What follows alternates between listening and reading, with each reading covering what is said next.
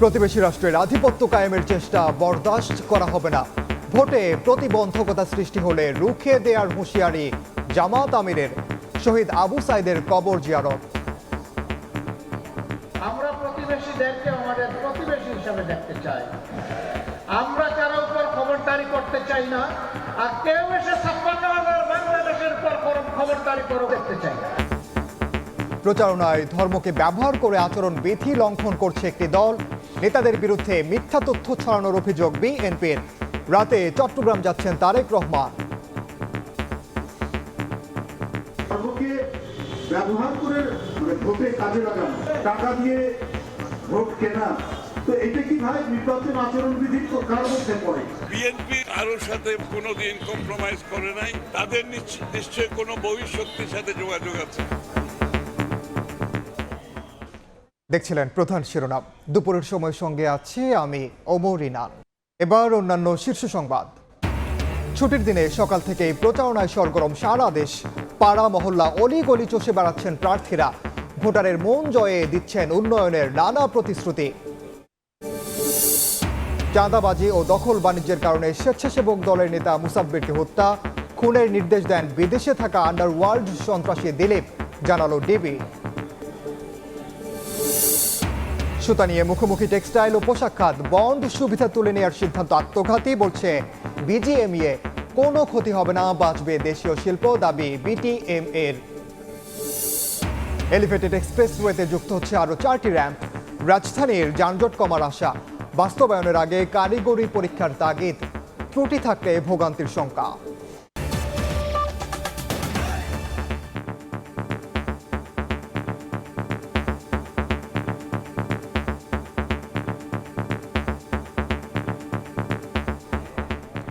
প্রতিবেশী রাষ্ট্রের আধিপত্য কায়েমের চেষ্টা বরদাস্ত করা হবে না বলে হুঁশিয়ারি দিয়েছেন জামাত আমির ডাক্তার শফিকুর রহমান।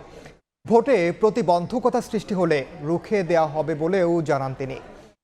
গাইবান্ধা ও বগুড়ায় নির্বাচনী জনসভায় বক্তব্য রাখেন জামাত আমির। এর আগে কবর জিয়ারত করেন তিনি।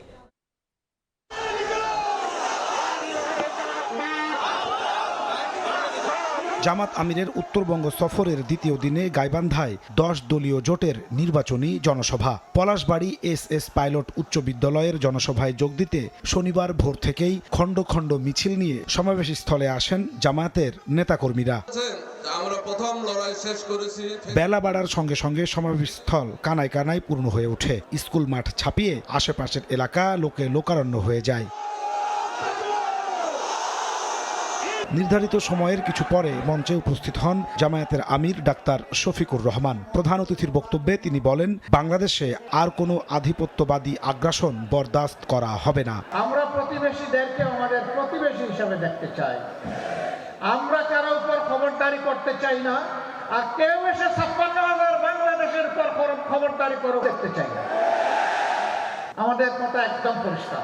54 বছর যেই শাসন, যেই রাজনৈতিক ব্যবস্থা, যে বন্দোবস্ত দেশবাসীকে ফেসিবাদ উপহার দিয়েছে, এই শাসনও আমরা আর দেখতে চাই না। আমরা চাই তার আমূল পরিবর্তন। সেই আমূল পরিবর্তনের সময়টা আপনাদেরকে দেশবাসীকে হাতছানি দিয়ে ডাকছে আগামী 12 তারিখ। এরপর জামায়াত আমির যান উত্তর জনপদের ঐতিহ্যবাহী শহর বগুড়ায়। যোগ দেন শহরের ঐতিহাসিক আলতাফুন্নেসা খেলার মাঠে নির্বাচনী জনসভায়। গাইবান্ধার মতো বগুড়ার জনসভাও নির্ধারিত সময়ের আগেই জনসমুদ্রে পরিণত হয়। বক্তব্যে ডাক্তার শফিকুর রহমান বলেন, ইস্তেহারের নামে প্রতারণা করবে না জামাত। যুদ্ধের চাইতে কঠিন কোনো কাজ কি আসমানের নিচে আর জমিনের উপরে আছে? সেই কাজে যদি আল্লাহ রাসূল সাল্লাল্লাহু আলাইহি সাল্লাম নিজেই মহিলাদেরকে সম্পৃক্ত করে সম্মানিত করে থাকেন, হু আই এম, আমি কে তাদেরকে কর্মক্ষেত্র থেকে বিরত রাখা? সুতরাং ঘরে বাইরে যার প্রয়োজন আছে, মেধা আছে, যোগ্যতা আছে, তাদেরকে তাদের জন্য সম্মানজনক জায়গা তৈরি করে দেওয়া হবে ইনশাআল্লাহ। এর আগে শনিবার সকালে আবু সাইদের কবর জিয়ারতের মধ্য দিয়ে শুরু হয় জামাত আমিরের দ্বিতীয় দিনের নির্বাচনী কার্যক্রম। এ সময় আবু সাইদের কবরের সামনে দোয়া ও মোনাজাতে অংশ নেন তিনি। এ সময় তিনি আবু সাইদের কাঙ্ক্ষিত বাংলাদেশ গড়তে ভোটে কেউ প্রতিবন্ধকতা তৈরি করলে তরুণ সমাজকে তা রুখে দেওয়ার আহ্বান জানান।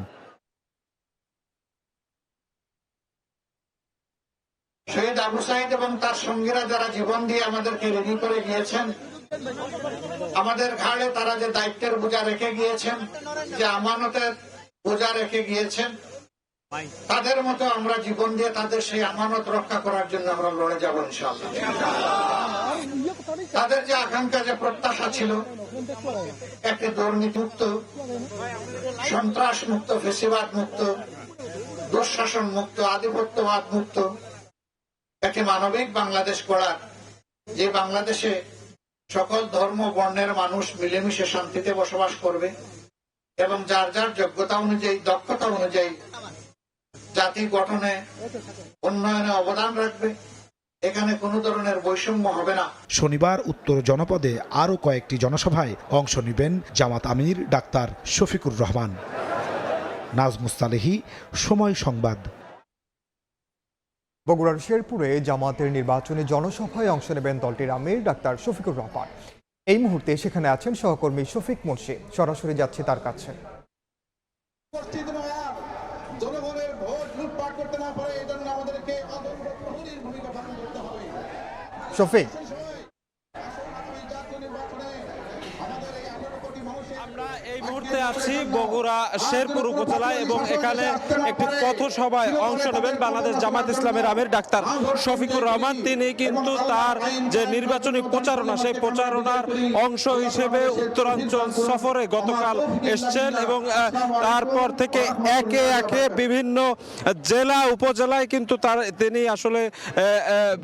তিনি যাচ্ছেন এবং সেখানে জনসভা এবং একাধিক পথসভায় অংশ নিচ্ছেন এবং তেমনই একটি পথসভা এই মুহূর্তে এই শেরপুর এলাকা, যেটি আসলে বগুড়ার অন্তর্গত, সেই জায়গায় হচ্ছে। আমরা দেখেছি যে এটি পথসভা হলেও এই পুরো পথসভা প্রাঙ্গণটি আসলে লোকারণ্য হয়ে গিয়েছে এবং বিভিন্ন পর্যায়ের দলীয় নেতাকর্মী সহ স্থানীয় যারা, তারা কিন্তু দলীয় প্রতীক এবং দলীয় পতাকা সহ তারা এই জায়গাটিতে উপস্থিত হয়েছেন। এবং আমরা যেটা দেখতে পেরেছি যে আজ সকালে বাংলাদেশ জামাত ইসলামের আমির প্রথমে কিন্তু জুলাই শহীদ আবু সাইদের কবর জিয়ারতের মাধ্যমে তার দিনের কার্যক্রম শুরু করে এবং তারপর একে একে প্রথমে তিনি যান গাইবান্ধা এবং তারপর বগুড়ায় কিন্তু একটি পথসভায় এবং একটি জনসভায় অংশ নেন। এবং আজকের দিনের চতুর্থ কর্মসূচি হিসেবে আর কিছুক্ষণ পর এই শেরপুরে, অর্থাৎ বগুড়ার উপজেলা শেরপুর, সেখানে তিনি একটি পথসভায় অংশ নেবেন। তিনি যে বিষয়টি মোটা দাগে জানাচ্ছেন এই উত্তরাঞ্চলবাসীকে, সেটি হচ্ছে যে উত্তরাঞ্চলের যে 4টি নদী এখন মৃত প্রায়, সেটি বাংলাদেশ জামাত ইসলামের নেতৃত্বাধীন 10 দলীয় ঐক্যজোট যদি ক্ষমতায় আসে, তিনি এই 4টি নদীতে আবার স্রোতের প্রবাহ নিশ্চিত করবেন এবং তার মাধ্যমে এই উত্তরাঞ্চলকে তিনি আসলে একটি কৃষিভিত্তিক শিল্পের রাজধানী হিসেবে তিনি প্রতিষ্ঠা করতে চান বলে জানিয়েছেন। তিনি আরো যে বিষয়টি মোটা দাগে প্রতিশ্রুতি দিচ্ছেন এখানকার মানুষজনকে, সেটি বলছেন যে তিনি 64টি জেলায় কিন্তু মেডিকেল কলেজ স্থাপনের মাধ্যমে সকলের চিকিৎসা সেবা নিশ্চিত করবেন, যাতে চিকিৎসা সেবার কারণে কাউকে আর ঢাকা মুখী না হতে হয়, সে বিষয়টি তিনি উল্লেখ করছেন। এবং আমরা যে বিষয়টি জানি, তার উত্তরাঞ্চলের যে সফর সেটি আজকে শেষ হবে এবং এরপর তিনি রাজধানী ঢাকায় ফিরে যাবেন এবং পরবর্তীতে আগামী 26 তারিখ থেকে তিনি পূর্বাঞ্চলে তার নির্বাচনী প্রচারণা শুরু করবেন। তো এই ছিল আমার কাছে বগুড়া শেরপুর থেকে বাংলাদেশ জামাত ইসলামের আমির ডাক্তার শফিকুর রহমানের যে উত্তরাঞ্চলীয় নির্বাচনী সফর, সে বিষয়ের সর্বশেষ খবর। সরাসরি যুক্ত ছিলাম বগুড়ার শেরপুরে। এদিকে একটি দল নির্বাচনী প্রচারণায় ধর্মকে ব্যবহার করে আচরণবিধি লঙ্ঘন করছে বলে অভিযোগ করেছেন বিএনপি নেতারা। সকালে পল্টনে দলটির কেন্দ্রীয় কার্যালয়ে আরাফাত রহমান কোকোর মৃত্যুবার্ষিকী উপলক্ষে দোয়া মাহফিলে একথা বলেন নেতারা। বনানীতে কোকোর কবর জিয়ারত শেষে বিএনপি নেতারা বলেন, তারেক রহমানের বিরুদ্ধে নির্বাচনী আচরণবিধি লঙ্ঘনের অভিযোগ সম্পূর্ণ মিথ্যা ও প্রোপাগান্ডা। বিএনপির প্রতিষ্ঠাতা শহীদ রাষ্ট্রপতি জিয়া রহমান এবং দেশের প্রথম নারী প্রধানমন্ত্রী বেগম খালেদা জিয়ার ছোট ছেলে আরাফাত রহমান কোকোর 11তম মৃত্যুবার্ষিকীতে নানা আয়োজন বিএনপির। শনিবার সকালে রাজধানীর বনানী কবরস্থানে আরাফাত রহমান কোকোর কবর জিয়ারত করেন বিএনপি সিনিয়র যুগ্ম মহাসচিব রুহুল কবির রিজভী। এ সময় রাজনীতি না করেও শুধু জিয়া পরিবারের সদস্য হয় আরাফাত রহমান কোকো নিপীড়নের শিকার হয়েছেন অভিযোগ করে রিজভী বলেন, 111 এবং আওয়ামী লীগ সরকারের শারীরিক ও মানসিক নির্যাতনের কারণে মারা যান কোকো। এ সময় তারেক রহমানের বিরুদ্ধে নির্বাচনী আচরণবিধি লঙ্ঘনের অভিযোগ সম্পূর্ণ মিথ্যা জানিয়ে হাইপার প্রোপাগান্ডা বলে মন্তব্য করেন রিজভী। এটি একটি পরিকল্পিত হাইপার প্রোপাগান্ডার অংশ।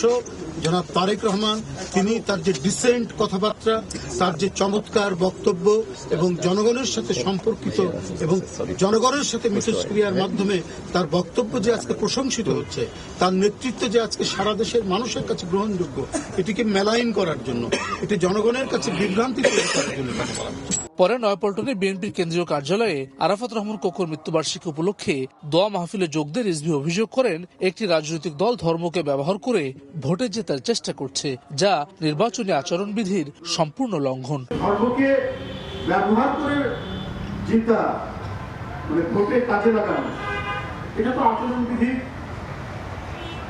বাইরে যায়।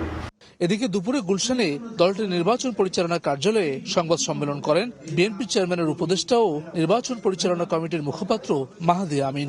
ভারতের সঙ্গে বিএনপি চুক্তি করেছে, জামায়াত নেতার এমন বক্তব্যের সমালোচনা করে তিনি বলেন, এমন অভিযোগের কোনো সত্যতা নেই, পুরোটাই অপপ্রচার। ভারতের সঙ্গে চুক্তির বিষয়ে যে দাবিটি করেছেন, তিনি একটি মিডিয়ার কথা বলেছেন, স্বাভাবিকভাবেই তার সপক্ষে তিনি কোনো প্রমাণ উপস্থাপন করতে পারেননি, কোনো প্রমাণ উপস্থাপন করতে পারবেনও না। কারণ যে তথ্য মিডিয়া এসেছে বলে তিনি দাবি করেছেন, সেটির ন্যূনতম কোনো বাস্তবতা নাই, ন্যূনতম কোনো সত্যতা নাই। এ সময় তিনি জানান, শনিবার রাতে চট্টগ্রাম যাচ্ছেন তারেক রহমান। রোববার চট্টগ্রাম সহ 4 জেলায় জনসভায় বক্তব্য দেবেন বিএনপি চেয়ারম্যান। বিতর্ক তৈরি করার জন্য এটি একটি রাজনৈতিক অপকৌশল। হাসান ওয়ালি, সময় সংবাদ, ঢাকা। রাতে চট্টগ্রাম যাচ্ছেন বিএনপির চেয়ারম্যান তারেক রহমান। বন্দর নগরী জুড়ে এখন সাজ রব। এই মুহূর্তে পোলো গ্রাউন্ড মাঠে আছেন সহকর্মী শফিকুল আলম, সরাসরি যাচ্ছে তার কাছে। শফিকুল, দলের প্রধান এবং নতুন চেয়ারম্যান বিএনপির আগামীকাল এই পোলো গ্রাউন্ড মাঠে আসবেন এবং তার অপেক্ষায় পুরো নগরবাসী সকাল থেকে কিন্তু নেতাকর্মীরা আসছেন এবং দলে দলে এসে কিন্তু এই মঞ্চে পরিদর্শন করে যাচ্ছেন এবং আইন শৃঙ্খলা রক্ষা বাহিনীর সদস্যরাও কিন্তু আছেন এবং ডগ স্কোয়াড দিয়ে কিছুক্ষণ আগে পুরো এলাকা তল্লাশি করা হয়েছে। আপনি যে মঞ্চটি দেখতে পাচ্ছেন, এটি হচ্ছে 100 ফুট দৈর্ঘ্য এবং প্রশস্ত 65 ফিটের। এখানে প্রায় 150 থেকে 200 জনের বেশি যে নেতাকর্মীরা বসতে পারবেন আমরা জানতে পেরেছি। আপনাকে জানিয়ে রাখি, চট্টগ্রামে 2 যুগ পর তারেক রহমান আসছেন।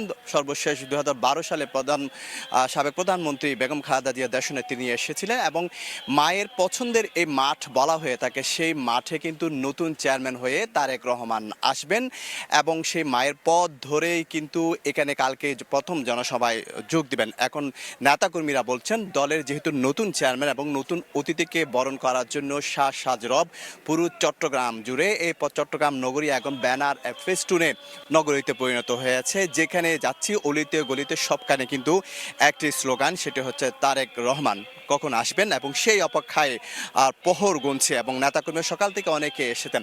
এখানে সবচেয়ে বেশি যে গুরুত্বপূর্ণ সেটি হচ্ছে আই হ্যাভ এ প্ল্যান। সেটির অংশ হিসাবে কিন্তু তারেক রহমান চট্টগ্রামবাসীর জন্য আসলে কি মেসেজ দিচ্ছে, কি বার্তা দিচ্ছে, সেটির দিকে তাকিয়ে আছে। তবে সবার কাছে একটি বিষয়, সেটি হচ্ছে যে বন্দরনগরী চট্টগ্রাম বাণিজ্যিক রাজধানী করার যে ঘোষণা দিয়েছেন, সেটিরই একটি ঘোষণা হয়তো এখানে আসতে পারে সেরকম কথা বলছেন। এবং আরেকটি বিষয় সেটি হচ্ছে যেহেতু চট্টগ্রামে বন্দর নগরী চট্টগ্রাম বন্দর কেন্দ্রিক একটি ঘোষণা আসতে পারে, অর্থনৈতিক একটি ঘোষণা আসতে পারে, সেটি বলছে। সবকিছু মিলিয়ে যেটি বলা যায়, পুরো চট্টগ্রাম নগরী সাজ রব এবং এই তারেক রহমানের কে বরণ করার জন্য কিন্তু পুরো নগরবাসী এই মুখে তাকে তার দিকে। এই ছিল আমার কাছে চট্টগ্রাম পোলো গ্রাউন্ড থেকে সর্বশেষ তথ্য। সরাসরি যুক্ত ছিলাম চট্টগ্রামে। ছুটির দিনে সকাল থেকেই প্রচারণায় সরগরম রাজধানী। পাড়া মহল্লা অলিগলি চষে বেড়াচ্ছেন প্রার্থীরা, শুনছেন ভোটারদের সমস্যার কথা, দিচ্ছেন নানা প্রতিশ্রুতি। 16 বছর পর প্রকৃত ভোটের পরিবেশ ফিরে এসেছে, তাই নির্ভয়ে ভোট দেওয়ার আহ্বান জানিয়েছেন এনসিপির আহ্বায়ক নাহিদ ইসলাম।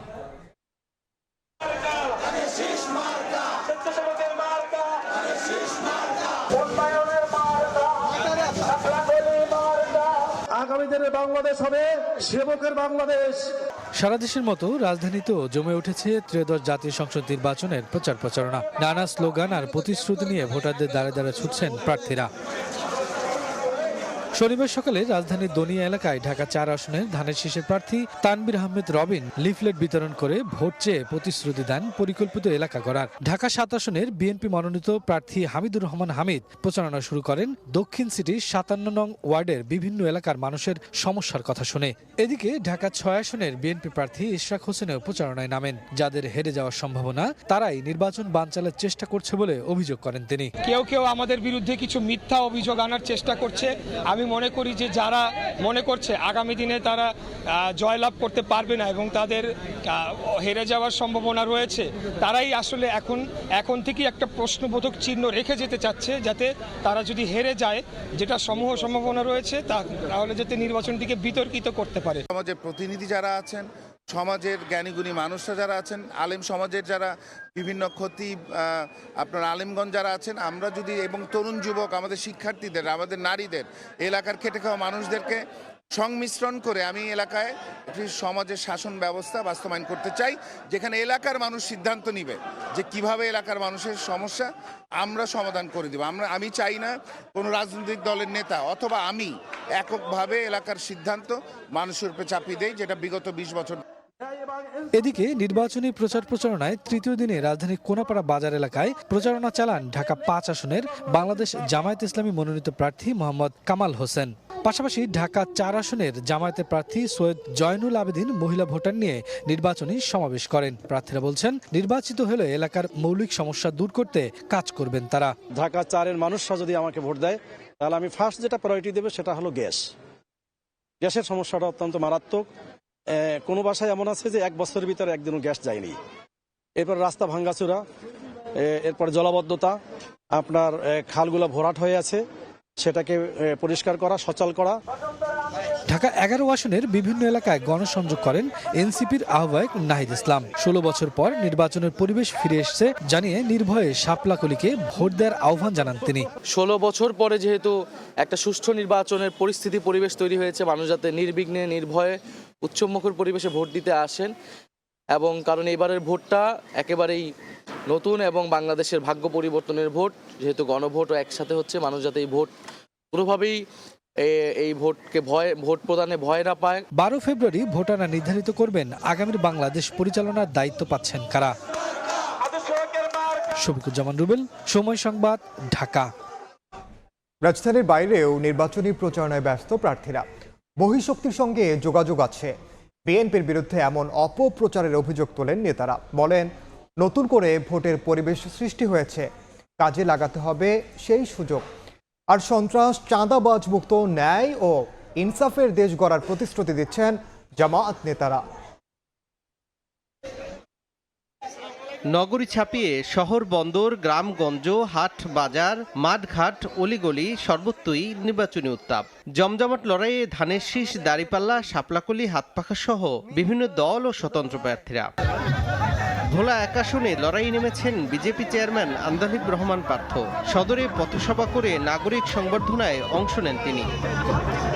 ঠাকুরগাঁও 1 আসনে সরব উপস্থিতি বিএনপি মহাসচিব মির্জা ফখরুল ইসলাম আলমগীরের। সদরের আউলিয়াপুর ইউনিয়নে করেন পথসভা ও গণসংযোগ। এদিকে চট্টগ্রাম 11 আসনের আগ্রাবাদের আশপাশের এলাকায় প্রচারণায় অংশ নেন স্থায়ী কমিটির সদস্য আমির খসরু মাহমুদ চৌধুরী। বলেন, বিএনপির সঙ্গে বহিঃশক্তির যোগাযোগ আছে বলে অপপ্রচার চালাচ্ছে একটি দল।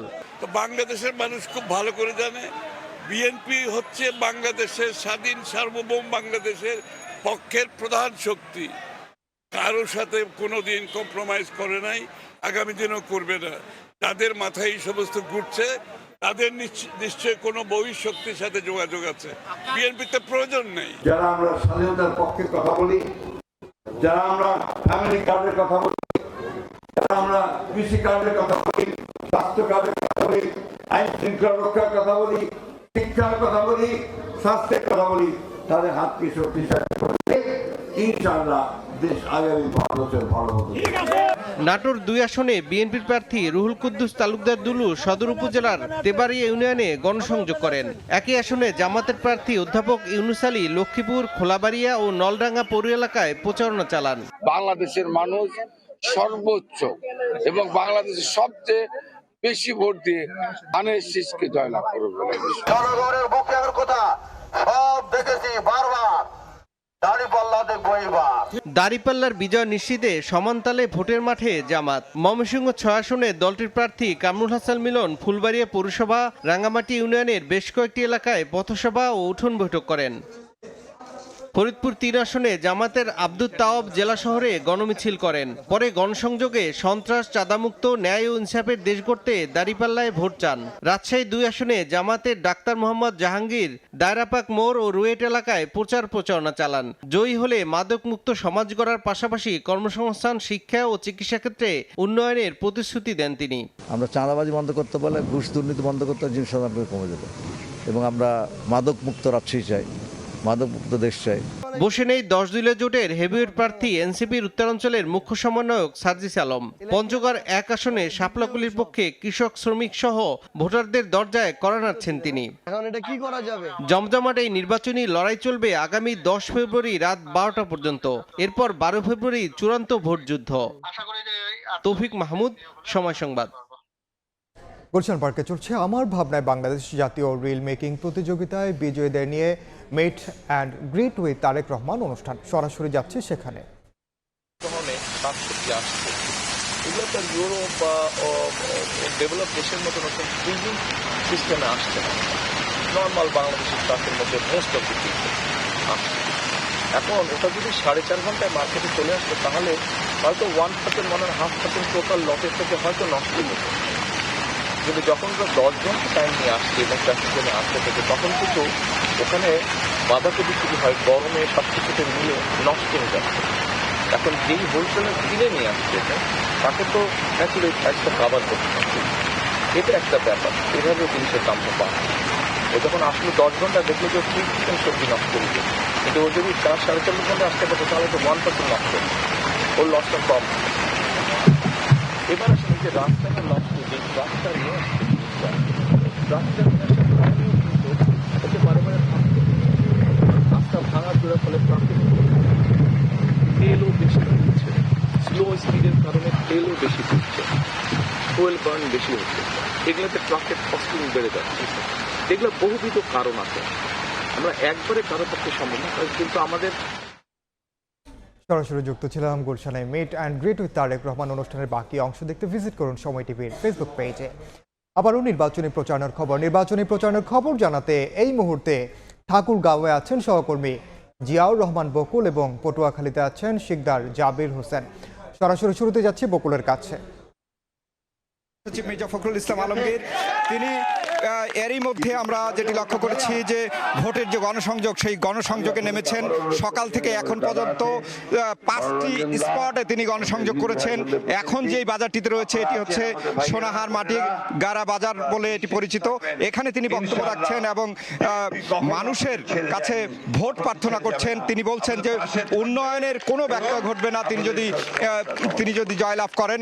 এবং পাশাপাশি আমরা লক্ষ্য করছি যে বিভিন্ন হাট বাজার থেকে শুরু করে পাড়া মহল্লায় তিনি কিন্তু বিভিন্ন প্রান্তে ছুটছেন সকাল থেকে এবং ভোটারদের দ্বারে দ্বারে গিয়ে তিনি ভোট প্রার্থনা করছেন এবং ভোটাররাও উৎসব মুখর পরিবেশে ভোট দিবেন এমনটি কিন্তু তারাও চিন্তা করছেন। এবং বিএনপির যেই মহাসচিব তিনি কিন্তু বারবার বোঝানোর চেষ্টা করছেন যে কেউ যেন বাসায় বসে না থাকে, তারা যেন ভোট কেন্দ্রে যায়।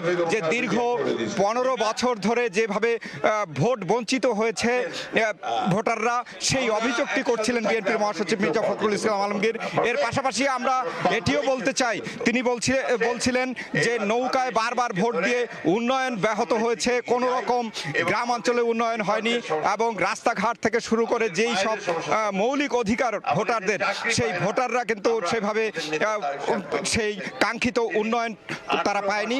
সেই কারণে এবার তিনি বলছেন যে নির্বাচনী জনসভায় গিয়ে যে ধানের শীষে ভোট দিয়ে তাকে জয়যুক্ত করার জন্য এবং পাশাপাশি ফ্যামিলি কার্ড প্রত্যেকটি পরিবারকে যারা একদম দরিদ্র তাদেরকে দেওয়া হবে, যেন তারা সেই সুবিধাগুলো পায় এবং ভোটারদের যেই আশ্বাস সেই আশ্বাস পূরণ করবে তিনি।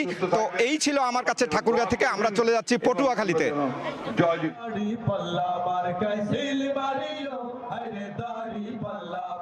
আমি এই মুহূর্তে রয়েছি পটুয়াখালীর বাউফল আসনের বাউফল পাবলিক মাঠে। এখানে কিছুক্ষণের মধ্যেই শুরু হবে দাঁড়িপাল্লা প্রতীকের নির্বাচনী সমাবেশ। এই সমাবেশে প্রধান অতিথি হিসেবে উপস্থিত থাকবেন বাংলাদেশ খেলাফত মজলিসের আমির আল্লামা মামুনুল হক এবং এখানে প্রধান বক্তা হিসেবে উপস্থিত থাকবেন জাতীয় নাগরিক পার্টি এনসিপির দক্ষিণাঞ্চলের মুখ্য সমন্বয়ক হাসনাত আব্দুল্লাহ এবং দেলোয়ার হোসেন সাঈদী পুত্র শামীম সাঈদী। মূলত ডক্টর শফিকুল ইসলাম মাসুদ, যিনি জামায়াতে ইসলামীর ঢাকা মহানগর দক্ষিণের সেক্রেটারি, তিনি এই আসন থেকে নির্বাচন করছেন, পটুয়াখালী 2 আসন থেকে। তার নির্বাচনী প্রচারণায় মূলত এসেছেন এনসিপির যে মুখ্য সমন্বয়ক দক্ষিণাঞ্চল হাসনাত আব্দুল্লাহ এবং মামুনুল হক। আমরা কিছুক্ষণ পূর্বে দেখেছি হাসনাত আব্দুল্লাহ বাউফলে এসে উপস্থিত হয়েছেন এবং মামুনুল হক তিনিও বাউফলে এসে উপস্থিত হয়েছেন। আমরা কিছুক্ষণ পরেই কিন্তু দেখতে পাবো এই মঞ্চে তারা এসে দাঁড়িপাল্লা প্রতীকের ভোট প্রার্থনা করবেন এবং তারা এখানে বক্তব্য রাখবেন। তো এখানে গত কয়েকদিন ধরেই কিন্তু পটুয়াখালী জেলার 4টি আসনের মধ্যে নির্বাচনের সবচেয়ে বেশি আমেজ বইছে পটুয়াখালীর এই আসনটিতে। এই আসনটিতে যেহেতু জামায়াতের হেভিওয়েট প্রার্থী ডক্টর শফিকুল ইসলাম মাসুদ প্রতিদ্বন্দ্বিতা করছেন, যার ফলে এই আসনটি কিন্তু জেলার মধ্যে গুরুত্বপূর্ণ হয়ে উঠেছে এবং নির্বাচনী আমেজ সবচেয়ে বেশি বইছে। আর কিছুক্ষণ পরেই কিন্তু মঞ্চে উঠবেন হাসনাত আব্দুল্লাহ এবং মামুনুল হক, তারা শফিকুল ইসলাম মাসুদের পক্ষে ভোট প্রার্থনা করবেন। তো এতটুকুই ছিল বাউফল পাবলিক মাঠ থেকে আমার কাছে সব শেষ। সরাসরি যুক্ত ছিলাম ঠাকুরগাঁও এবং পটুয়াখালীতে। দুপুরের সময় আরও থাকছে। প্রাক্তনকে শায়েস্তা করতে প্রবাসী প্রেমিকের সঙ্গে পরিকল্পনা। সৌদি আরব থেকে ফিরে কিশোরকে গাজীপুর নিয়ে হত্যা। তাসলিমা আরাফাত যুগল সহ গ্রেফতার 6।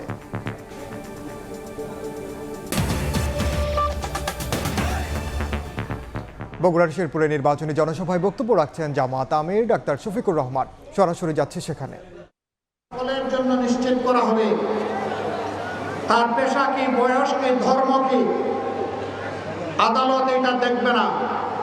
আদালত দেখবে সে একজন ক্ষতিগ্রস্ত মানুষ কিনা, সে মজলুম কিনা। যদি ক্ষতিগ্রস্ত এবং মজলুম হয়, আদালত অবশ্যই তার পক্ষে রায় দেবে। আদালত দেখবে না কে প্রেসিডেন্ট আর কে প্রধানমন্ত্রী আর কে মন্ত্রী আর কে এমপি। আদালত দেখবে তিনি অপরাধ করেছেন কিনা। যদি তিনি অপরাধ করেন, প্রেসিডেন্ট হলেও তিনি অপরাধী, আরও বিচার হবে।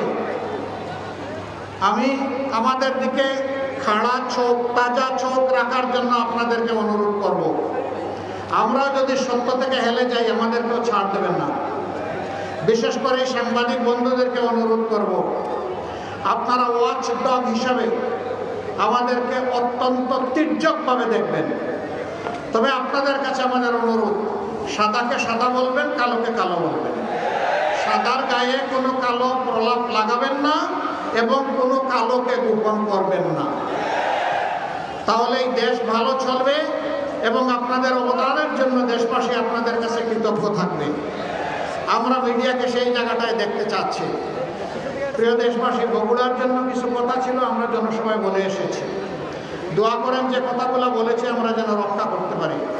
বিপুল সংখ্যক মায়েরা এখানে এসেছেন। এই সময়টা ঘর থেকে সাধারণত বের হওয়ার সময় না, এই সময় দুপুরের খাবার ঘর সামাল দেওয়ার সময়। তারা আল্লাহ তাআলার ভালোবাসা এখানে চলে এসেছেন। মহান মাবুদের দরবারে দোয়া করি, হে আল্লাহ, যারা তোমার ভালোবাসায় ঘর থেকে বের হয়ে এখানে এসেছেন, তুমি মেহেরবানি করে তাদেরকেও ভালোবাসো।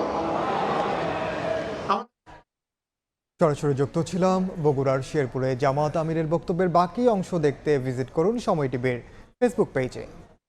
চাঁদাবাজি ও দখল বাণিজ্যের কারণে স্বেচ্ছাসেবক দলের নেতা মুসাব্বিরকে হত্যা করা হয়। হত্যার নির্দেশ দেন বিদেশে থাকা আন্ডারওয়ার্ল্ড সন্ত্রাসী দিলীপ। সকালে ডিএমপি মিডিয়া সেন্টারের সংবাদ সম্মেলনে একথা জানিয়েছেন ডিবি প্রধান শফিকুল ইসলাম। সব জায়গায় ঢাকা মহানগর উত্তরের স্বেচ্ছাসেবক দল নেতা আজিজুর রহমান মুসাব্বির হত্যাকাণ্ড মামলার অগ্রগতি জানাতে শনিবার সকালে ডিএমপি মিডিয়া সেন্টারে ব্রিফ করেন ডিবি প্রধান শফিকুল ইসলাম। থানাধীন পশ্চিম তেস্তুরি বাজার বিদেশে অবস্থানরত আন্ডারওয়ার্ল্ডের একজন পরিচিত সন্ত্রাসী দিলীপ উর্ফে বিনাশের নির্দেশেই এই হত্যাকাণ্ড বলে নিশ্চিত করেন ডিবি প্রধান। দখল ও চাঁদাবাজি নিয়ন্ত্রণ হত্যার মূল কারণ বলেও জানান তিনি। কারওয়ান বাজার একটা জায়গা, ব্যবসা প্রতিষ্ঠান, খুব আমাদের কাছে বাজারের একটা বড় জায়গা। ওখানে সাধারণত ওটার দখল বাণিজ্য এবং চাঁদাবাজি কেন্দ্র করে এই হত্যাকাণ্ড সংঘটিত হয়েছে। প্রাথমিকভাবে যেটা জানছি যে উনি সম্ভবত দেশের বাইরে আছে, ওরাও এরকম কথাই বলছে উনি আন্ডারওয়ার্ল্ডের একজন আর কি সন্ত্রাসী। ডিবি প্রধান জানান এই হত্যাকাণ্ডের অন্যতম শোটার রহিমকে নরসিংদীর শিবপুর এলাকা থেকে গ্রেফতার করা হয়েছে। এ সময় উদ্ধার করা হয় পিস্তল ও ম্যাগাজিন। শুক্রবার 23শে জানুয়ারি নরসিংদী জেলার মাধবদী পৌরসভার মনোহরদী থানা এলাকায় জনক শাহজাহান খলিফা ভাড়াটিয়ার বসতবাড়ি হতে মুসাব্বির হত্যাকাণ্ডে ব্যবহৃত 2টি বিদেশি পিস্তল, 2টি ম্যাগাজিন, 12 রাউন্ড গুলি সহ হত্যাকাণ্ডে অংশগ্রহণকারী অন্যতম শুটার রহিমকে গ্রেপ্তার করা হয়।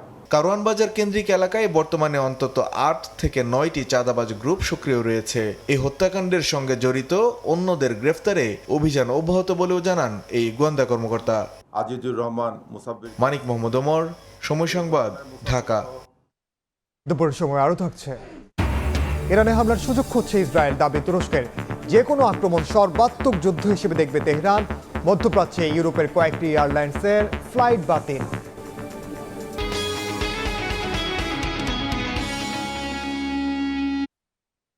চলতি মাসের মধ্যে 10 থেকে 30 কাউন্ট সুতা আমদানিতে বন্ড সুবিধা প্রত্যাহারের সিদ্ধান্ত কার্যকর না হলে ফেব্রুয়ারি থেকে বন্ধ থাকবে দেশের সব সুতাকল।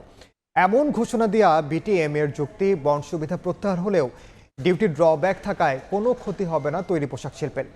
যদিও বিজিএমই এর দাবি, এই সুপারিশ কার্যকর হলে ধ্বংসের মুখে পড়বে পোশাক শিল্প। এই অবস্থায় দেশের সার্বিক অর্থনৈতিক স্বার্থকে সামনে রেখে চূড়ান্ত সিদ্ধান্ত নেওয়ার পরামর্শ অর্থনীতিবিদদের। কামরুল হাসান সবুজের রিপোর্ট। আমরা বাধ্য হব আগামী মাসে আমাদের ফ্যাক্টরিগুলো বন্ধ করতে, কারণ আমরা আর পারতেছি না। আমরা আইসিইউর মধ্যে আছি, তাই বলে তো আরেকজনকে মাইরে আমি আর বাঁচতে পারবো না। যার যার ব্যবসা তার করতে হবে।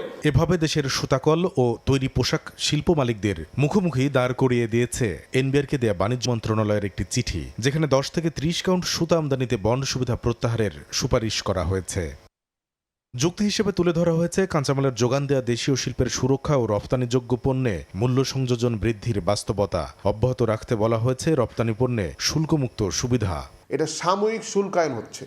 বিদেশ থেকে যদি কোনো পণ্য আনেন, এই পণ্যটা আপনি ট্যাক্স দিয়ে ছাড়াবেন, যদি আনেন 30 থেকে 10 কাউন্ট, এবং সেই সুতা দিয়ে যদি কোনো গার্মেন্টস তৈরি করেন, সেই গার্মেন্টসটা এক্সপোর্ট করার পরে যেই পরিমাণ শুল্ক আপনি দিয়েছেন সরকারকে, সেই পরিমাণ শুল্ক কিন্তু আপনি সরকারের কাছ থেকে ফেরত পেয়ে যাবেন।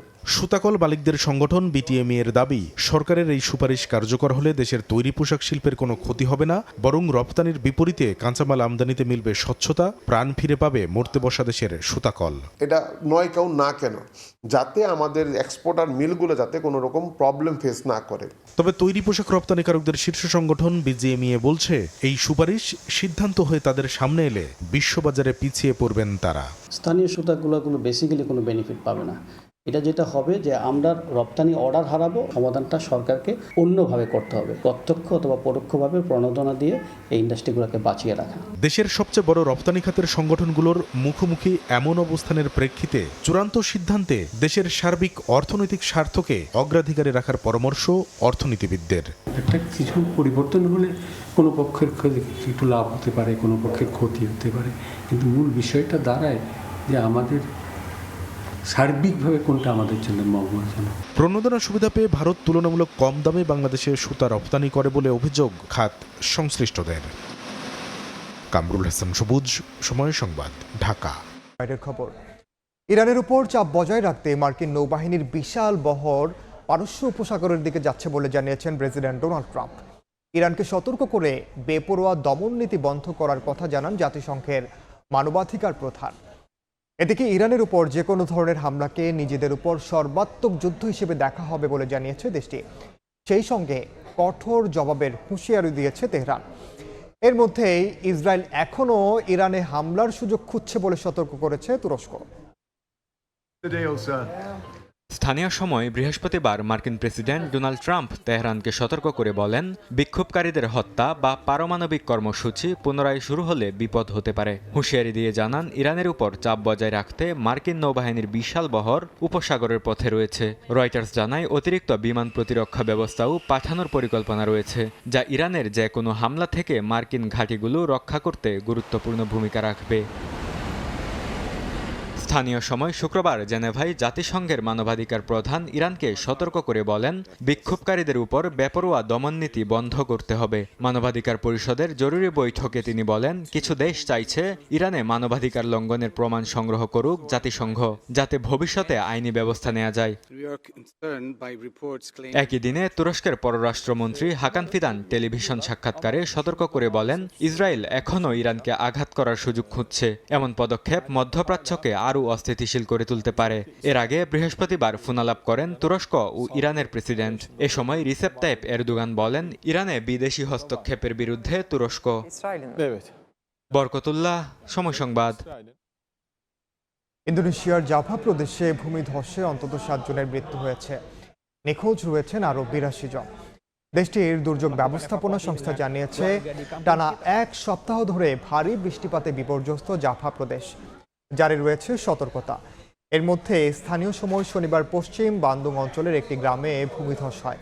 এতে মাটি চাপা পড়ে গ্রামের বড় একটি অংশ। এখনও অনেকে নিখোঁজ থাকায় মৃতের সংখ্যা বাড়তে পারে বলে আশঙ্কা করছে স্থানীয় প্রশাসন, যদিও উদ্ধার তৎপরতা চলমান রয়েছে।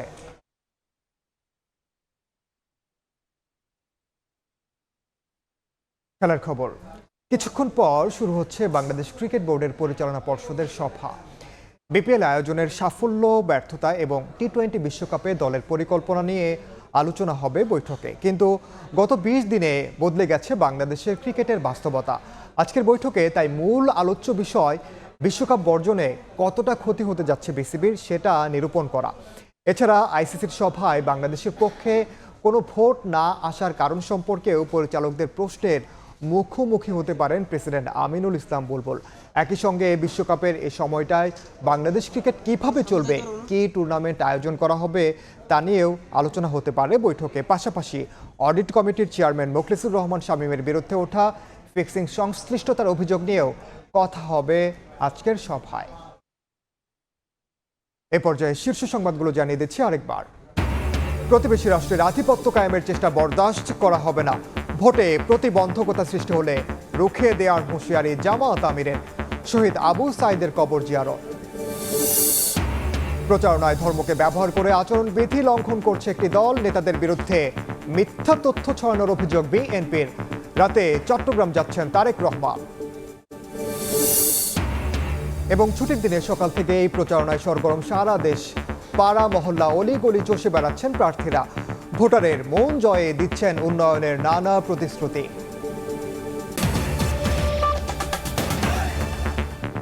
এই ছিল দুপুরের সময়। এরপর বিকেল 3টার সময় সংবাদ নিয়ে সঙ্গে থাকবেন সহকর্মী রোজা চৌধুরী। ধন্যবাদ ইনান।